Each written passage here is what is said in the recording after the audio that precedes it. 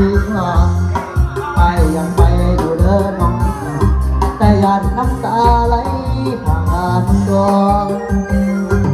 แก้มสังหารเจ้าเอ๋ยก็เลยพอดใส่ให้เขากับคนงามใหม่ขออย่าได้พบความเศร้ามองคนตัวเลือบนหอยจำต้องน้อยกับแม่เดือดทองสามีอ้ายบ่ได้น้องอายจากสิทองสร้างอาดีเอาเกี่ยวกันเด้อพี่น้องเอ้ยเกี่ยวกันเด้อ